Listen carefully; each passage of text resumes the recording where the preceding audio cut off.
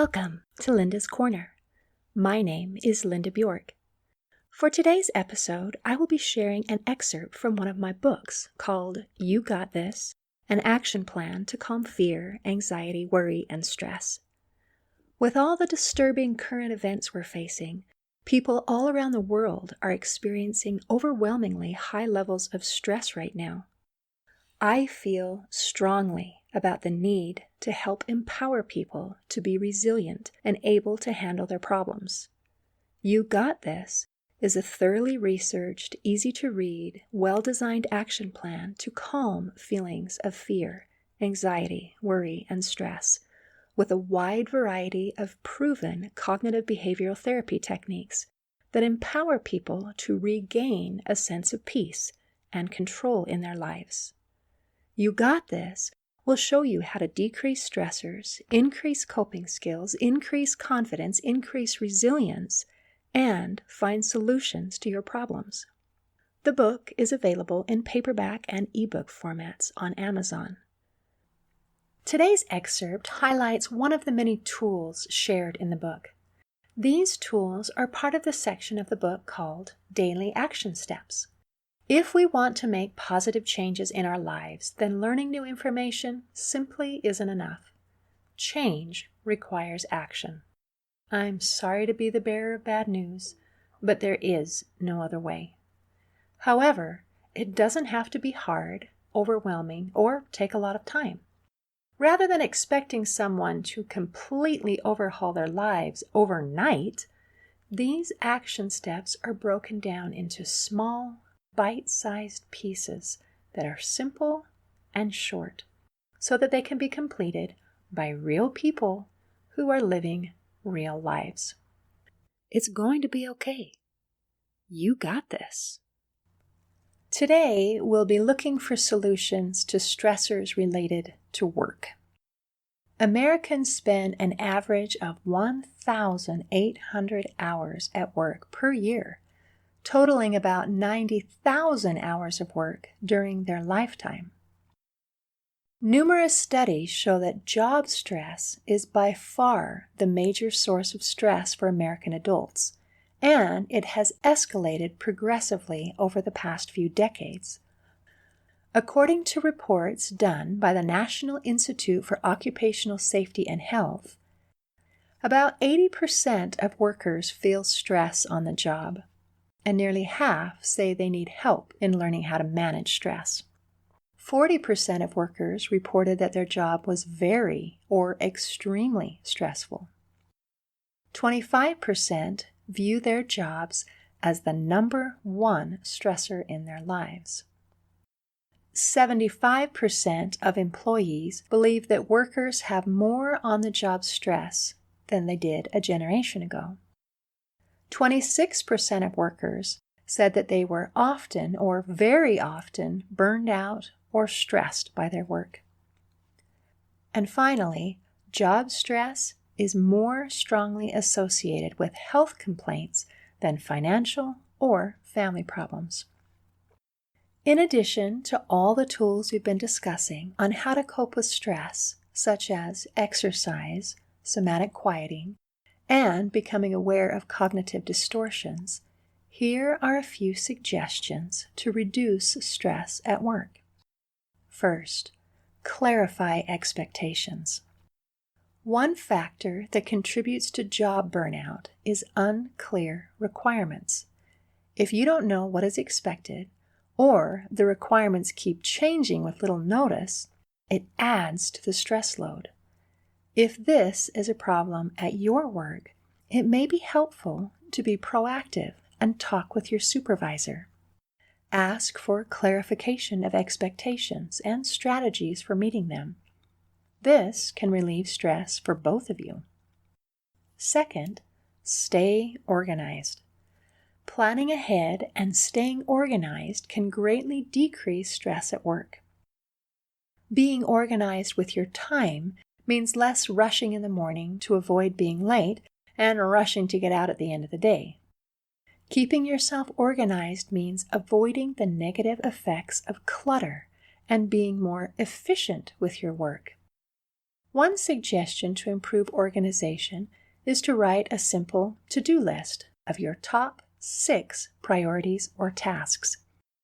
By keeping it short, it seems doable, and prioritizing can help reduce the temptations to get sidetracked by less important things.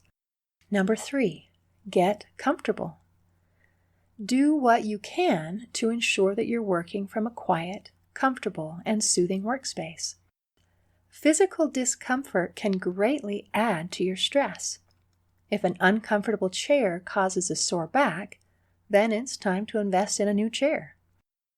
Simple environmental changes in terms of light, temperature, noise, and space or privacy can make a big difference in your comfort level. Number 4, chunk. Don't multitask. Multitasking was once heralded as a fantastic way to maximize one's time and get more done in a day. However, research shows that speed and accuracy suffer with multitasking. Multitasking also leads to a stressful kind of frazzled feeling. A new approach is called chunking. Chunking is the concept of breaking up your day into larger chunks instead of reacting to constant interruptions. The more chunks of time you can devote to specific tasks, the fewer startup moments you will have, and your efficiency improves dramatically. Number 5, strive for excellence. We've discussed previously the difference between striving for excellence and its counterfeit, known as perfectionism. Perfectionism can be a huge factor in creating stress at work. Please choose to let go of perfectionistic tendencies at work and replace them with a healthier option of striving for excellence. Just do your best, and then congratulate yourself for your efforts and your successes. Your results will actually be better, and you'll be much less stressed at work. Number 6, walk at lunch. We've discussed the importance and value of physical activity as a distressor.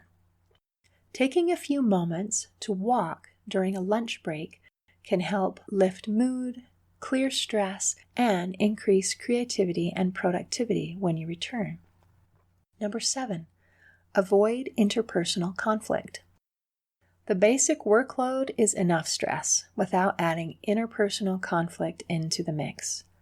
Although that can be challenging, here are a few tips that may help. Be kind, respectful, and considerate of coworkers. Don't participate in gossip. And steer clear of hot topics like politics, lifestyle, or religious differences. And, if possible, limit interaction with those coworkers who don't work well with others. Number 8, strengthen conflict resolution skills. Sometimes, despite our best efforts, conflict finds us anyway. If that happens, it's time to pull out your conflict resolution skills. Stay calm and respectful. Don't become defensive. Avoid blaming and interrupting. Become aware of your own automatic thoughts and look for cognitive distortions. Use neutral I statements rather than accusative you statements. For example, I think, or I'm not feeling understood, or I'm feeling disrespected by, rather than you always, or you never, or you're such a type statements. Watch for cognitive distortions, including personalization, selective attention, mental filtering, fortune-telling, mind-reading, catastrophizing, overgeneralization, labeling, shoulding and musting, emotional reasoning, magnification and minification, black and white, all or nothing, or perfectionist thinking. All of these distortions interfere with effective communication and conflict resolution. Number 9, focus on the present. When we get frustrated with another person, it's tempting to bring up memories of past conflicts you've had with that person and add them to the current issue. This kitchen sinking approach escalates and encourages retaliation. It's like throwing gasoline on a fire, which is the opposite of conflict resolution. If someone uses this kitchen sink approach on you, rather than continuing the escalation, you might say, let's focus on the issue at hand. Number 10, use active listening. Sometimes we're so concerned about being heard, we forget to listen. You don't have to agree with that person, but you can try to understand where they're coming from. Oftentimes, when a person feels like you're listening, then they are more likely to listen to you as well. Even though you may not be able to solve your personal issues with the other person, you can definitely work on the tangible issues that interfere with cooperation in meeting goals. Number 11, pay attention to nonverbal communication. Body language can tell you when someone is saying one thing, but they really mean something else. By being emotionally aware, you can notice when someone's posture, gestures, or facial expressions differ from their words. Number 12, take a vacation. According to a study released by the U.S. Travel Association, 55% of Americans did not use all their paid vacation time. In 2018, Americans left 768 million days vacation time unused. Taking a break from work can be like pressing a reset button. It can help people become more productive when they return to business. Number 13, what else? If you've done everything and you are still stressed by a toxic job or a toxic boss, then it might be time to step back and take a critical look at whether or not you need to find the courage to end a job and move on somewhere else. We have a friend who felt overwhelmed by his stressful job and the pressures that he felt in his Keep Up with the Joneses neighborhood. So he quit his job, moved across the country, and fulfilled his personal dream of owning a used bookstore. Remember, money isn't everything. You're allowed to prioritize happiness. I hope you have enjoyed this excerpt from my book, You Got This, an action plan to calm fear, anxiety, worry, and stress. I feel strongly about the need to help empower people to be resilient and able to handle their problems, so I will continue sharing excerpts from the book in other episodes of Linda's Corner. In closing, I would like to share a quote from Diane Donovan, senior reviewer at Midwest Book Review. She says, "This step-by-step approach makes for an accessible, easily digestible method of learning new ways." See you next time on Linda's Corner.